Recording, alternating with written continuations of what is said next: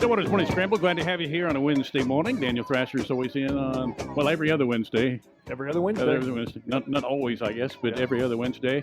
And we're honored to have Lieutenant Governor Matt Pinnell on. And good morning to you, sir. We haven't talked, but we visited a little bit on the phone. So thanks for joining us today.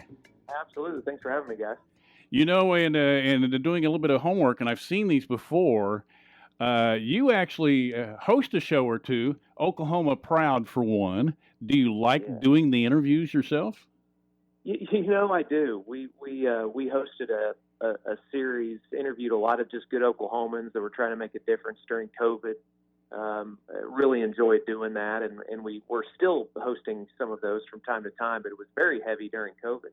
And just kind of highlighting all the great Oklahoma Standard stories that we saw during that really tough time in our nation's history. You know, we were talking earlier on the show about looking back on this time. This is a day that we call Wellness Wednesday, and we have people from Stillwater Medical Center on the line or in person. We have usually Tuesday and Wednesday we've been featuring, at least on part of the show, some of those folks. And even though they've gone through all this, I think when we look back and you see the business side, the travel side, all sides, there are going to be a lot of things we look back on with a great deal of pride, and you probably see that even more. Yeah, you're absolutely right, Steve. I mean, there are so many great stories that we have seen across the state of Oklahoma. Businesses that have had to be innovative. You know, oil and gas companies that turned into hand sanitizer companies, and just some really amazing stories. And it shows really how amazing Oklahomans are. I think it is our greatest strength is our people in the state of Oklahoma, and we can't forget that.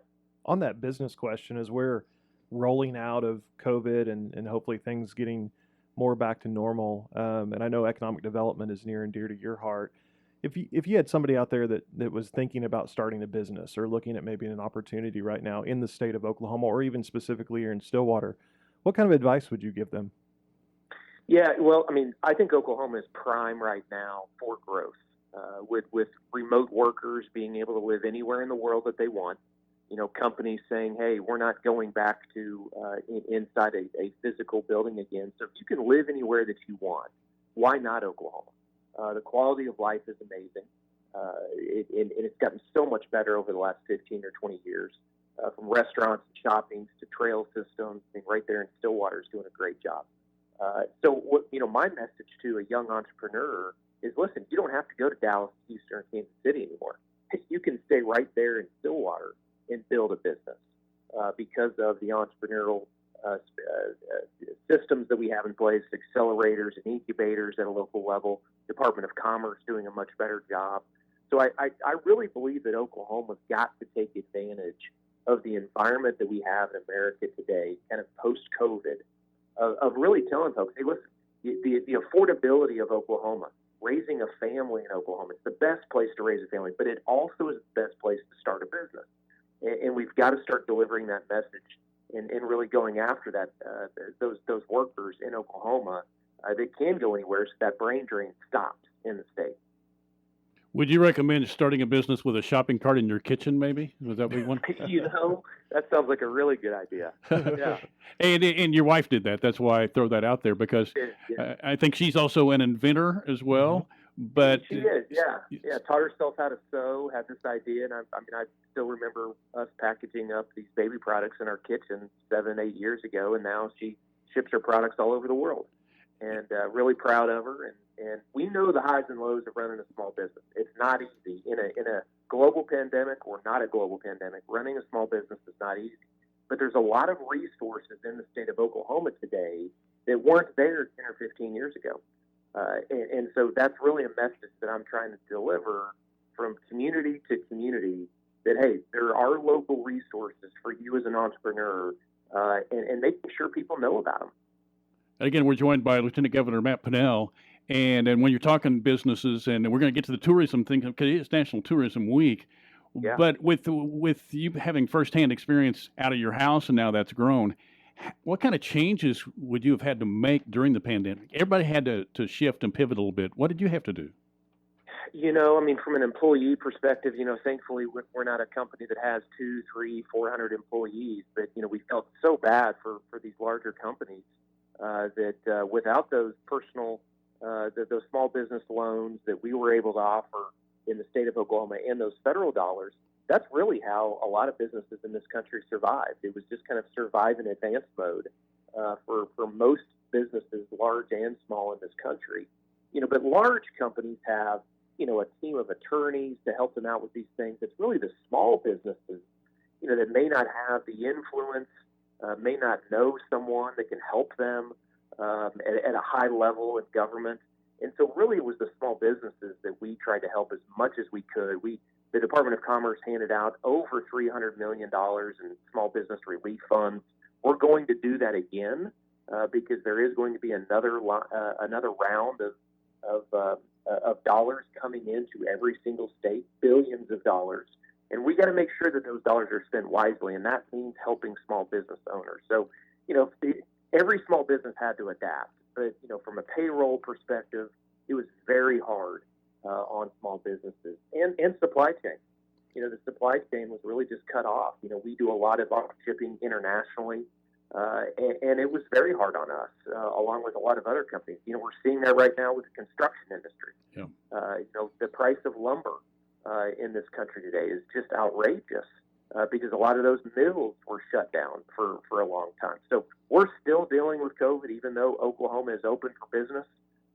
You're going to get your summer back in Oklahoma because of the way that we operated here in the state. But those supply chains are still very tough. So switching to summer and tourism, I guess a little bit. I actually got the chance to host a group of people from out of state a couple of weeks ago for a business related trip. And they were this was their second time to come to Oklahoma and Stillwater. And they were telling me, man, we just love coming here. And you guys have so much to do here and it's so much fun. Yeah. And I think sometimes we as Oklahomans or even here in Stillwater, we forget what a great state we live in and all the opportunities we have here. And that was a good reminder for me. So with it being National Tourism Week, this is probably a good time and summer coming up to talk about all the great things we have to do in our state. Well, it's absolutely right. It's one of the reasons Imagine That is our tagline, right? When we can get people to the state of Oklahoma, we sell really well as a state. People say, I had no idea you had X, Y, and Z. Imagine that. Across our 77 counties, I really think our tourism industry is unmatched. I truly believe that. There's not another state that can really match the heritage and the history that we have in the state of Oklahoma. But we've got to talk about it because most Oklahomans don't know what's 30 minutes outside their front door. They really don't. I'm not talking 3 hours away. I'm talking 30 minutes away. And it's why we launched an OK, Here We Go campaign during COVID. We had 2 million more people visit our state park system in COVID year versus 2019. So people were wanting to get outside. They were wanting to social distance. RV sales that are an all-time high in this country. Boat sales, all-time high in this country. So the great Oklahoma outdoors are always open. And we're really trying to tell Oklahomans that, but we're really trying to tell the world that as well.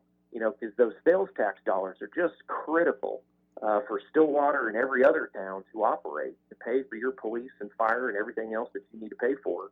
Right there in Stillwater, it's done mostly with sales tax.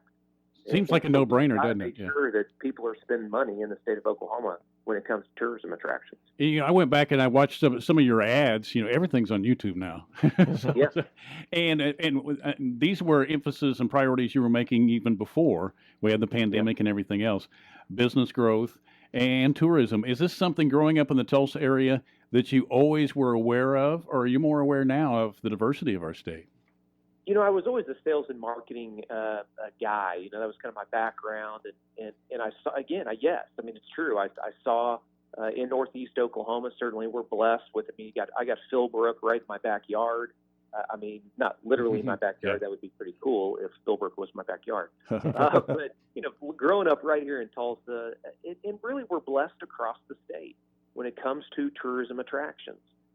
But we got to talk about it from the most famous road in the entire state being Route 66, for goodness sakes. We have 400 drivable miles, of this road, the Chisholm Trail, right outside of Stillwater. All these beautiful trail systems and bike races, the Mid-South that you guys have there in Stillwater, which I've rode in. Every state represented in that bike race, that gravel grinder. So we've got to talk about these things because the front door to economic development is tourism. That it is the front door to all the rest of the economic development that we want. I want more jobs in the state of Oklahoma. Yes, I do. But I think one of the best tools in our toolbox to get those jobs is our tourism industry, because we got to get people to Oklahoma first for them to see how great we actually are. You're talking about the tools in the toolbox. What resources do you all have out there for us to learn about events that are going on? And if we're trying to plan a trip this summer, what would be the best first step to do that, to learn about opportunities? The best first step is downloading our Travel OK app. It's free. You can go to any app store and download that app on any phone that you have. Again, Travel OK, that is our app, and it's very easy to use and create an itinerary. Go to travelok.com. That's our website, and it is chock full of resources for you. And the really cool thing that we do that a lot of people don't realize either, we'll mail you for free any of our Travel OK brochures. So go to travelok.com, click on brochures, and we'll mail you 10, 15 brochures if you want them of anything to do in the state of Oklahoma. Because I assure you, if you think going to Arkansas this weekend is better than staying in Oklahoma and doing one of the 100 things that I could tell you to do, then you're wrong. We want you to keep your sales tax dollars in Oklahoma. We understand that you may go to Florida every once in a while. You may go to Colorado to go skiing every once in a while. I get it. But do one or two more trips inside the state of Oklahoma this year. That is really going to help a whole lot of small business owners that are hurting right now. When you took this job, that was when you ran for this job, that was one of the priorities. We have Christy Morrison here on twice a week. She's with Visit Stillwater, and you probably know Christy. But She does a great job. One thing we've been talking about for 15 years since I've been doing this show here was selling our own state to not only ourselves but the areas as well. And I do know we have spots run. I have family that live in Missouri, and they watch Springfield, Missouri stations, and I know that there's a lot of stuff that runs here. And that's awesome. How are you targeting these states, and how do you select which ones are the ones that we can benefit, and that they'll benefit with their experience here in Oklahoma? Sure. The great news in 2021, all of this technology is at our fingertips for us to be able to target exactly who we know will travel.